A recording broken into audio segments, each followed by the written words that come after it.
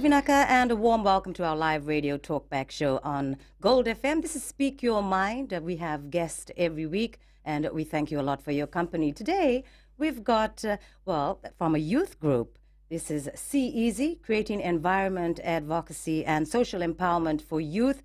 CEASY Project Officer, Youth Beyond Four Walls, Avikesh Kumar. A warm welcome to you. Thank you so much, Louise. And we also have the CEASY Team Leader Environment, Alineta Wavu. Thank you for coming. Aka Louise Bola. Okay, so for people who do not really know what your youth group is about, CEASY, you might like to touch on a bit of history first. Okay, well, CEASY is, as you've said, creating environment and advocacy and social empowerment for youth. So we have three thematic areas, but looking at our history, initially our beginning days and our pioneer days were in Lautoka, when energetic and vibrant young people in Lautoka met up and decided to come up with a youth group which is able to bridge and gather a youth group which is broad, and at the same time they're able to do things. So if I had to say what CEASY was in Lautoka, it was somewhat like the National Youth Council, but at a very smaller scale. So it was there trying to mobilize young people and other youth groups to come at one point and talk about the issues that they face and do projects according to the research that they do. And yeah, that's CEASY. And now we have started function here in Suva just last year. We're just 1 year old. And I think we have achieved quite a lot in this short span of time. That's excellent. So you say 1 year in Suva, but in Lautoka? We initially started in 2014. Oh, okay, so Yes. 2014. So you started off like, who was the founder of the group? Who came up with the brilliant idea? There was actually a group, but the founder was Tupo Noikula. And he came up with the idea, and there was other young people who actually contributed on how we could make this happen. So yeah. Who co-founded the CEASY with the Pona Waikula, and through their interest, their fields of interest, they were able to come up with these three thematic areas which we are now working on, that is environment, advocacy, and social empowerment. And this is our focus areas, which we also call our three departments. Say environment, we do projects such as climate activism works, but mainly we partner with other organizations and other youth groups and hold programs, and also like the mangrove planting in Ambotini we had last year, 2017. Okay. That's one of our projects, and also one of the World Oceans Day, which we might cover later when we come into our environment. Okay, so how many of you are in your youth group right now? There's 15 active members right now in the youth group, and that is excluding our mentors. So 15 active members, including our executives. Okay, so how did you go about forming the group? What had to be done to be able to form your group? I believe you're also looking at becoming an NGO as well. Yes, That's that's the- our that's the- future plan. that's the Like, future that's what plan? we want to Yeah. do. Yes. And I really admire youths who want to make a difference in the community. Okay, so maybe you might like to touch on. You did on the thematic three Areas. thematic areas. Maybe Yeah. you'd like to give a more in-depth explanation. Right. So these three thematic areas are social empowerment, environment, and advocacy. Sorry. Yep. So under social empowerment, we have projects such as a major project being the ABC project, which is acronym for A Book for a Child. We also, through the social empowerment department, we also look into highlighting issues, social issues that affect not only youths today, but the society and the community. And we work with other organizations and NGOs. Also, we've worked with Save the Children Fiji and the Ministry of Women in Family Fun Days, and in also helping facilitate some programs in the community. Our environment, we have projects such as, like I've mentioned, the Nambotini mangrove planting, and also we are currently working on building our in-house program to tailor make it to the youth group, and also have it mobilized first within the youth group, and then we're going to take it out to have it as a permanent environment project. All right. For advocacy, which is our third department. Yeah. We hold communication workshops and also constitution reviews, and we highlight on issues that affect our everyday living, and also train not only members from outside but members within the youth groups too. Okay. So I'm taking it you're still at school, obviously. You're youth, are you? What, USP or FNU? I'm supposed to be in FNU right now, but because of some issues, I'm working. But initially, I was studying Certificate 4 in Media and Journalism. Oh, wow. And now I'm working for Fiji Entrepreneur Magazine. Okay. So that's me, yeah. And yes, I'm still in uni as well, third year, and fingers crossed we finish very soon. Yeah, so you must find it challenging to be doing all this extra work in between. You must have a passion for doing this kind of work. I think in the initial stages of joining the youth group, time is definitely a big constraint. But until you learn that you love it and you engage in the youth group and the work that you do, and when you find out that you love the work, I mean, naturally the sacrifice just comes in and you get to cope and juggle the work. I mean, you must enjoy helping other people. I mean, not many people enjoy doing that, do they? There's also like a selfish satisfaction that comes out of helping. You know, you did good, and the satisfaction that comes from it is just. Yeah, I think it's irreplaceable to, help someone and, not Absolutely. realize that I've done something that I really love to do, is help someone else. So you said about the books. How did you go about getting the books, and what schools did you go to? That program that you have. A book for a child. A book for a child. So maybe program. you might like to touch on that a bit. Which places did you go? How did you get the books? Thank What you. ages of the children that you've been giving the books to? So, well, for us, we did it later last year, for this ABC project, and that was the recent one. And we had partnered with the Fiji National University Student Association, and we got our book supplies from them. And we were lucky enough that they also provided us with their transport. So what we did, we went as Navosai, I think, and as far as Yasawa and outer islands as well. So, and we have actually circulated about 7,000 books in more than 10, or rather almost 10 schools. And these are high schools and primary schools. Okay. And we have been getting requests from other schools to see if we could come to their schools. But right now we're looking for some more books. We are writing letters and looking for opening, partnerships for some more, yes. Brilliant work. Hey, but we'll be back soon on Speak Your Mind, Gold FM, only the classic hits.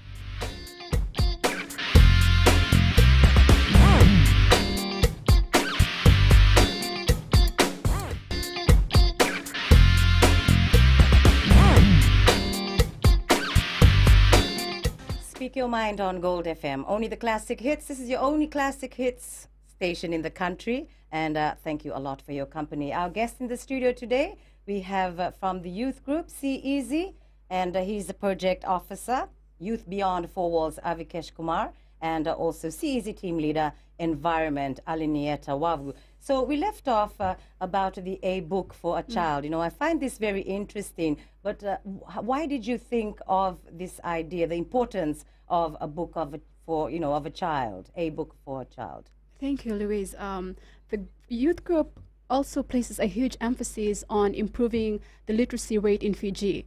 And this to us is achieved through one of our projects, which is a book for a child, whereby we deliver books, storybooks to rural schools or those in the interiors which find it hard to access, the local libraries here in the city. So we reach out to them in the hopes that through learning, through reading and educating themselves, they're also able to empower. We're also able to empower them through this, because through education in itself is empowerment, and that helps them broaden their minds and also learn about the world outside their own. And so I think ABC has really, which is why See Easy has placed the ABC project as one of its mandatory project and one of its permanent ones to stay, and we hope to run it for a long time, because as it is, we see it's been making a difference, and the schools we've been going to have been very thankful and have showed their gratitude whenever we go to them, and have also given feedbacks of how fortunate they have been that, we were able to reach out with the help of the donors that we were able to get and go to them and give the books. Oh, this is fantastic work, yes, and I can imagine, the kids. I mean, how do the teachers obviously will have to encourage them to read. What were their libraries like?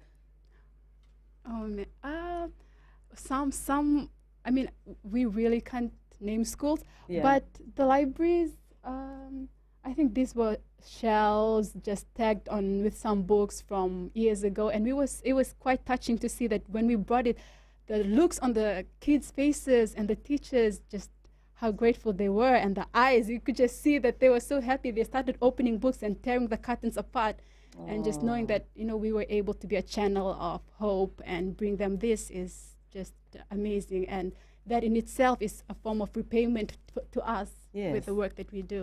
I could imagine, yes. Just to add on, I think literacy is very key for young youths here in Fiji, especially if you talk about issues, be it climate change, be it teenage pregnancy, or any other challenges that we face. And the government even is investing in education. So why not support the work that they do? Because the reality is we need to be educated in order to combat the issues Right. that we face, the challenges that we face, and for us to be able to mobilize that, it's a great honor, because we're not just looking at it today that we're just going to give books, but we're looking at the future investments that we are putting into the minds of these young people. Because it's a very big a big saying that youths are the leaders of tomorrow, but tomorrow starts today. And in order to be good leaders, we need to be well versed and well educated with the issues that are going around. And that's one of the prominent aims of CEZ as well, for us to be able to educate other young people about the issues that we face and how we can be agents of change to help mobilize a better future for us. That's absolutely wonderful. I mean, you see sometimes, especially in the city area, where you get youths who get involved in other stuff, which is just Yes. useless, crime, drugs, and all that. Yeah. And to see you two sitting here and, having this vision, it's great. I mean, you have to change the mindset of youths, I'm sure. And I'm sure you are doing a good job at that as well. So with the importance of a book of a child, For that's a child, yes. fantastic. So you feel very happy about that. So the other one is environment. The environment. So you said that you planted mangroves. Yes, we went and planted mangrove seedlings in Nambotini. That was one of, and this has been an ongoing. We've had this too while the youth group was in Lautoka, but most recently was last year in conjunction with the Hibiscus King Contestants Committee 2017. So we were quite fortunate to have the manpower there and also have the youth group go and to the community and with the people and plant mangroves and just give them hope that, when the bad days come, at least there's some, the mangroves are going to grow and you are protected from this, whatever flooding they're prone to. Right, so you obviously also teach them why it's important to plant Right. mangroves. Yeah. So why is it important? Mangrove is actually one of the trees that help produce the most oxygen out of all the trees. Mm-hmm. And as we know, oxygen is very much important for us as living beings, and just to combat climate change. But the reality of it right now is that climate change is very big after last year's Bonn, where Fiji hosted the COP23, and everybody's looking into that. And one thing that we make sure at CEC is that we are not repeating what the other youth groups are doing. So instead of repeating the work that they do, we would like to rather support them. And we have done this like with other youth groups, just for example, the Hibiscus Kings and others. And what we are working on right now is an in-house program that Alani, that I had already mentioned, is basically to empower our own youth members to be able to be self-sufficient with their own backyard garden, and we have distributed letters to them. The seedlings. Because it's really about taking ownership, and even in our vision it says for us to be able to instill values of ownership and accountability in youth for our issues. Right, so you say that if you advocate about, planting and all that, Yeah. so you have to lead the example and Lead have by a, have a example. Right. backyard garden. Exactly. So what have you planted, Alaniet? We have started lettuce, and we're looking into getting cabbage this week, and so we could start distributing it to the youth members. and just have them Oh. gain the satisfaction out of growing their own food and knowing that, okay, you won't get to spend that $2 on Saturday in the market. Yes. You've got the backyard garden coming up, and it's just great to know that we can start it within the youth group and empower the youth members themselves before we go out and try to reach out to other youths out there. Exactly. So, I mean, planting in the backyard, I mean, it's fresh, it's Right. free, Yeah. and it's fun as Totally. well, don't Yeah. you think? How many of you do the planting? We have actually distributed it to all the 15 people, 15 members within our youth So group. all 15 of They you take do a it bit to of the planting, individual take turns. house. Yes. Yeah. Oh. It's actually you take it home and you plant it at home. Then Just we so get to see the progress and Yeah. keep each other updated of, okay, Ooh. how it sort of that satisfaction actually forces young people to go an extra mile to understand how you can make it better, and that way it also helps with organic farming on how you have your waste peels at home, and we have people who are with agricultural background within the youth group. So we're there to help each other if there's any questions or anything. If there's something wrong with our lettuce, I mean, like we have told them, let's have an open conversation about this, because we might be just looking at lettuce right now, but in the Right. longer run, it's way much bigger than this.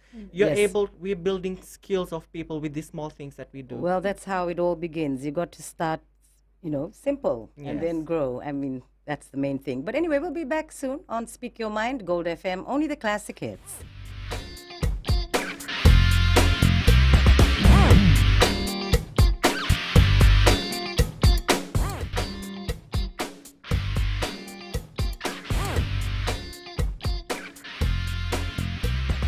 Speak Your Mind, Gold FM, only the classic hits. This is our live radio talkback show, and we have the delayed coverage on FBC TV every Tuesday nights at 11, as well as Wednesday mornings at 11. And so nice speaking to our friends here from the youth group. And this is CEASY, which means creating environment advocacy and social empowerment for youth. And we have Project Officer, Youth Beyond Four Walls, Avikesh Kumar, talking to us, as well as the team leader, Environment, Alanieta Wavu. So yes, we've been having a good chat, haven't we? We have. Yes, yes. I really admire you at this age, to have this kind of knowledge, to be able to, see things in the right perspective. So we've covered a few of the topics that we've said. So about advocacy, maybe we'll cover how you do your advocacy work. Thank you, Louise. For advocacy, this being our third thematic area, we usually focus on holding a lot of our work regarding advocacy is work with mainly empowering the youth members within the youth group first, so that they can know how to go out and hold communication workshops and training, and to be able to facilitate programs too. We've had communication workshops done in our HQ from Bellow Drive, and we've also had constitution reviews where we review our current existing constitution, which we formulated from Lutaka and which we've brought to Suva, and we're trying to review that and to basically tailor make it to how we function now in Suva. Also, advocacy being youth, I think one of our major platforms to do our work is social media, and that being the youths of today's major form of main form of contact, or where they are mostly. You'd always see someone on social media, youths mainly, and so we've also tried to look into online activism and talk about the work that we do and the issues around us, and do posting about issues that are facing us, whether it's climate change or whether it's about the minimum wage, the need for minimum wage increase, and politics, or whatever it is that's happening around us. That's where we try to do this posting, and also encourage youth out there to engage in this communication and get into communication with the youth group and see what their thoughts are also on these issues. So on social media, I take it Facebook, of course. Yes. Yeah, So Facebook I being love the your main medium. T-shirts, by the way. See Easy. Yes. So you've got a whole lot of words under that. You have creating, environment. advocacy. and social Ah, you empowerment. guys are so professional. Okay, Yeah. so you have Facebook. Is that Yes. the only Facebook social being media the main- platform? That's the Instagram. main one. Instagram, yeah. Instagram as Yes. well. So they just have to look for See Easy and like your page. Yes. Okay. Hashtag Just See See Easy Easy, until and you you can want find to write the whole thing, creating environment advocacy and social empowerment. But just to make it easier, hashtag See Easy, and you'll get our page up there and some of our posting as well. Well, Just I'm definitely hashtag. going to like your page after this interview, that's for sure. Okay, so still on advocacy, maybe, well, actually, we'll go on to the policy framework that you were talking about earlier on. Yes, our policy framework for any youth group or organization is very key and vital for the running of any organization. And what we have right now is our constitution, which was given to us, or rather we inherited from 2014.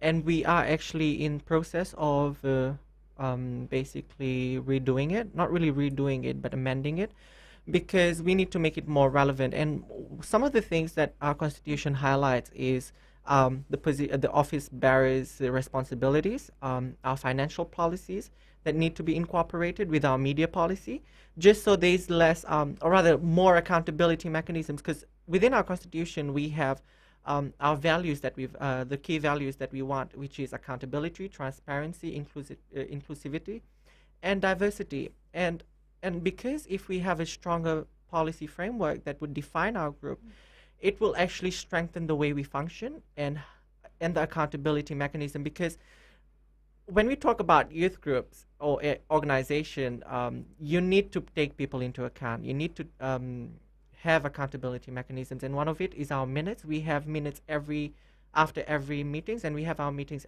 fortnightly on Wednesdays.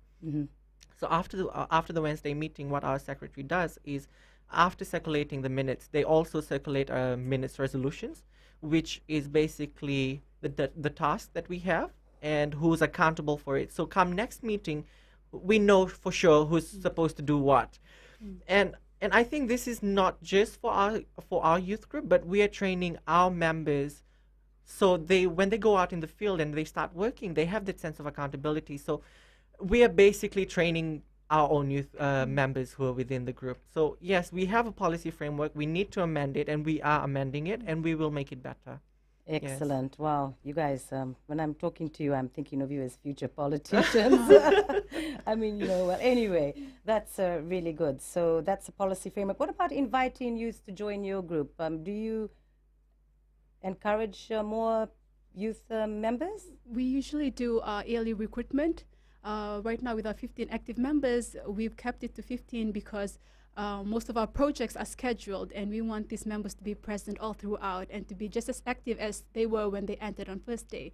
Right. So, but we are open, very open to any youth out there who wishes to join, and you can always contact us on Facebook and just reach out, and we're open to work with you, and or whether you're an individual or another youth group, we're open to work exactly.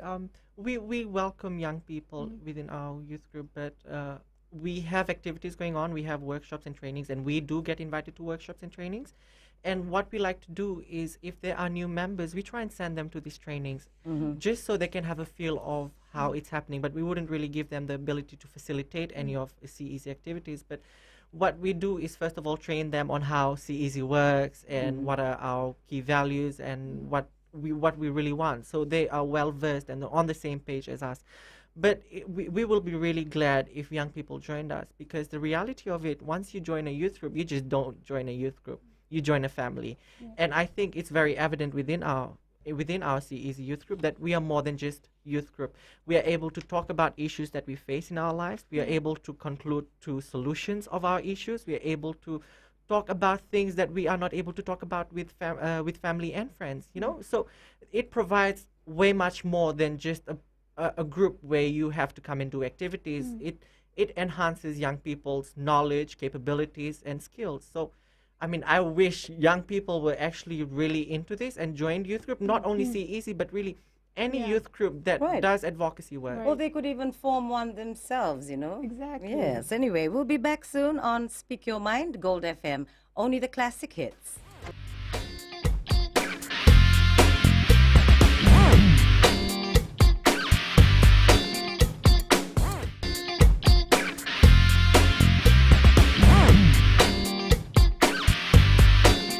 Speak Your Mind on Gold FM. Only the classic hits. Hope you're enjoying our live radio talkback show. Remember, the delayed coverage is on FBC TV every Tuesday night at 11 and Wednesday mornings at 11 as well. Now, I'm just chatting here with our friends from CEZ. And, I really admire youths who, come together and do such great work for the community. So we'll talk now about your work for Habitat for Humanity on Youth Beyond Four Walls. Youth Beyond Four Walls was a project initiated by CEZ, but we are really glad and we appreciate Habitat for Humanities for giving us this fund under Young Leaders Build program. And we are proud to say that we are the only youth group in Fiji who's gotten it. And yes, so our program, our project has 5 phases, and this is basically an advocacy workshop where we collect data and we represent it to media, social media, mainstream media, and we have been doing that.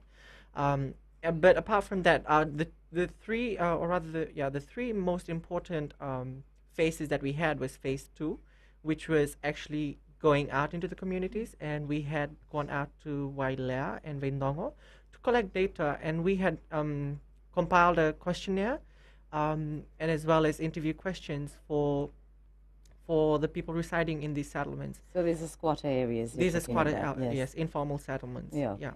And the third phase was then bringing in those data that we have collected to analyze it, and we have specialists who experts who had actually done the analysis of these questionnaires, because we really needed these questionnaires to be authentic, and it needed to be very, very genuine. And so after we had done the collection and the analysis, the last phase, or rather the second last phase before monitoring and evaluation, was basically going out to the mainstream media and social media and advocating on the issues that the issues that they had faced. And one of the most concerning issues that we had found out is that one of them were crime rates, and as well as that electricity was an issue with with people living in this issue. So where's Wailea again? Sorry. This is in Watuanga, just... oh, yes, see, look, I live in Suva. I don't even know. Okay, Watuanga, now I've got it. Yeah. Okay, Yes. so this is the area that your observation was made. Yes. The lack of electricity. Yeah, Right. carry on. Yes. So in total, we had gone to 52 households with 193 people, and out of this, 65% were children and youths, and 63% were actually casually employed, like not young people, but like generally these people that we had interviewed. What I was surprised at is that if you look at the demographics, it's 65% of children and young people, and it's children and young people's future that's at stake right now, in terms of housing, in terms of electricity for studying, in terms of the livelihood that they're living. Because eventually, when we talk about children and youths, or rather anyone, is made up of experiences that they go through in life, and a bad experience can literally hurt a person's personality, and no person is bad. I'm not saying anybody is bad. It's just the experiences that they go through that makes true. them that. But I mean, we really needed to do something. So apart from this, we had also hosted a workshop at Wailea, where we invited young people to come and talk to us, or just to have a casual dialogue, a very informal dialogue, just to have a feel of what you guys are going through and how we can help and what are the issues we go through. Because the reality of it, we can't just go into communities and tell them what to do. And we need to realize that we need to be very careful on how we go in. And we had actually used the channel of their church to actually invite them over. We had followed protocols before we got in. Yeah, but what is surprising is that 75% of the families that we had interviewed are not really planning to get out of that informal settlements. And these are reason would be because actual houses cost way much more. Rents cost them way much more. It is closer to the city, and it's more accessible to the cities, the schools, the institutes, the agencies, work. So basically, they're just surviving. They're just surviving, yes. Okay, well, I'm very interested in observation. Now, Alanieta, what was your observation? Like when you spoke to a lot of numbers turned up when you had invited them through the church group. Did many of them turn up? Yes, they did. There was quite a good turnout, and it was very touching talking with them, because what we got to realize is that they were the experts in what they were facing, and getting to hear this firsthand from them, what they were going through, and that they were quite discouraged to initially when we came in, because they said people would come in and go, they'd gather information, and not much would be done about it, and it was sad. And we gave them our word that we'd hope we'd give them good coverage on whatever we'd find out, and also just let others know of what they're facing. And it's quite alarming that according to Country Partnership Strategy Fiji 2014 to 2018, 16% of Fiji's population live in informal settlements. That's about 140,000 people in over 200 squatter settlements. And to know that 56% of Fiji's population live in rural areas, and to still have this big number of 140,000 people living in formal settlements is quite alarming.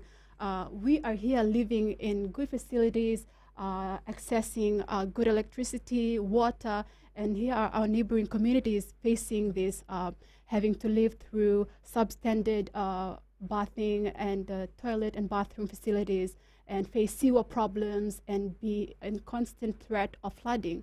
And that was just said that they're just living across us, just our neighbors, and this is still evident. So we hope through this work and finding out more, we get to give, find more Solutions for to them, them. yeah. Yeah. So how do you plan to do this? Through mainstream media and social media, we're trying to get a report compiled. We are doing analysis, and a report will be compiled, and this report is going to be given out to institutes, relevant institutes and organizations.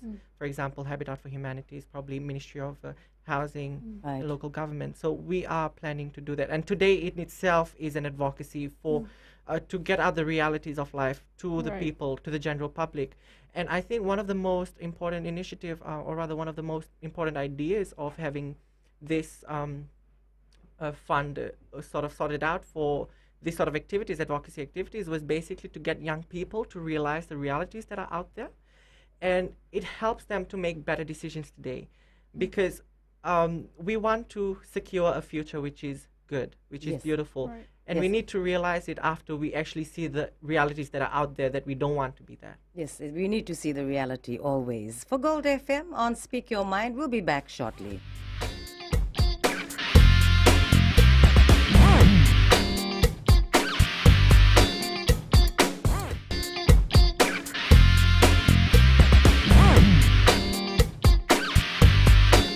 Speak Your Mind on Gold FM, only the classic hits, and our guest today, very interesting, I must say, full of life. And this is the youth group that we have, the project officer, Youth Beyond Four Walls, Avikesh Kumar, and team leader, Environment, Alanieta Wavu. Now, you were, well, we left off the last segment about the great work that you've done, the research that you have done at, where is it? Wale. Wailea and Wale, Benjamin. Okay. Okay, so you've done that, and you're compiling your report now.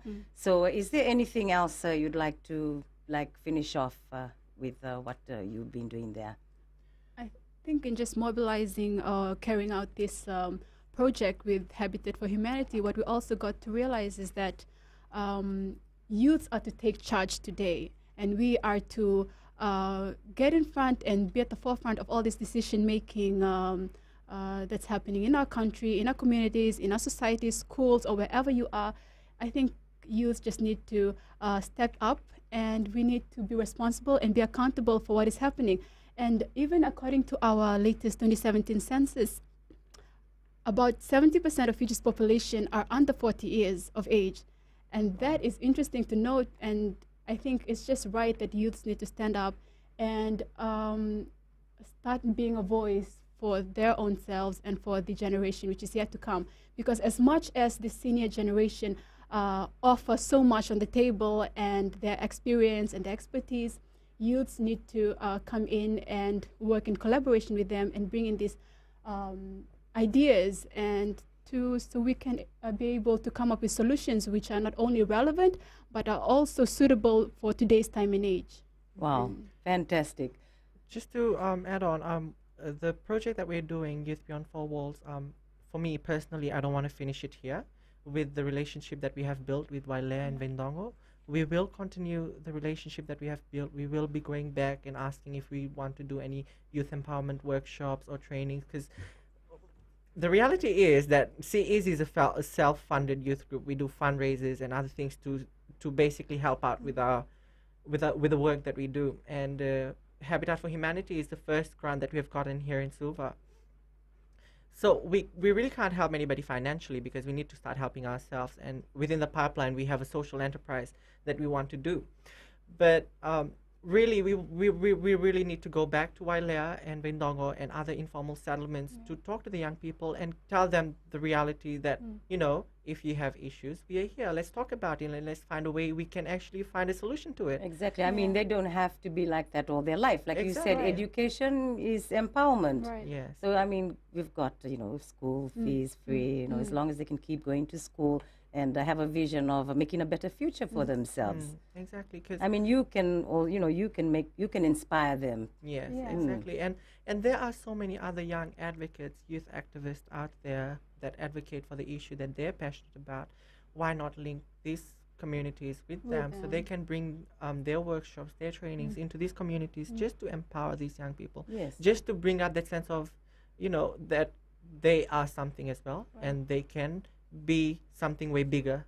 And that's something we all need to realize. And I feel that young people, we really need to take accountability of the issues that we have right now. Right. Even though we might not have been the ones who initiated these issues, but we need to educate ourselves and be very upfront and be there on the discussion table when decisions are made.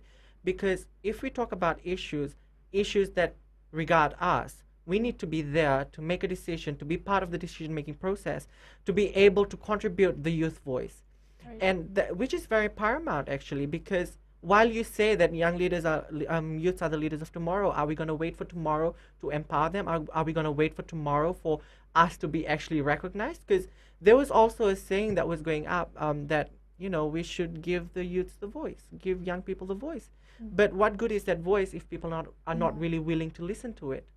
And we need to realize that youth voice are important, because when we talk about the environment, when we talk about issues, when we talk about global warming, when we talk about mining, when we talk about carbon emissions, we are the one who's going to be here, who's going to be facing the consequences that wait for us in the future. And until we don't sit on the decision-making table, we will never be able to make the impact. Because right now, the decisions, or rather, decisions that are made by adults are made on, no offense, but like on their understanding and their experiences, while times we are facing something else. And Maybe just a more inclusive approach to decision yes, making. exactly. And We the need to be decision-making process. consulted before a decision is made. Right. You know, I find you very sharp. I think it would be great to have youths always involved. I mean, your minds are really sharp.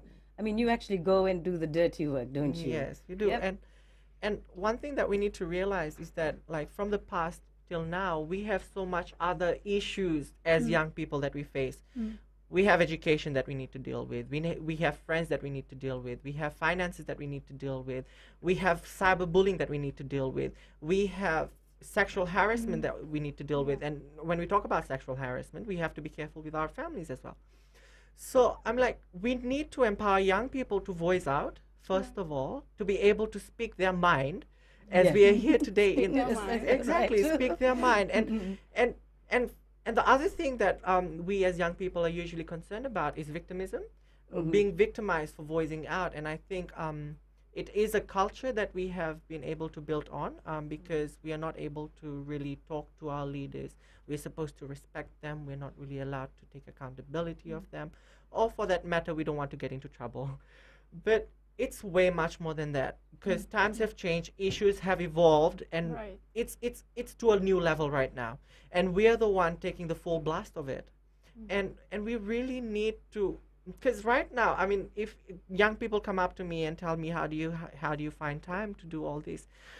I don't find time. I make time to yes. do it, because the reality is I don't have time. Like, we don't have time because we've got school, we've got Yeah, family, yeah. we've got work, and you then see, we've if got you- advocacy Once you work. start counting the work that you do, you realize, oh, okay, I don't have time to do all this. But if you just realize that you have to do it because you have to take ownership and you have to be accountable for all that you are doing because it is for your own good, it is for your own benefit and for your colleagues and Exactly. your. So you're just being a voice for the voiceless.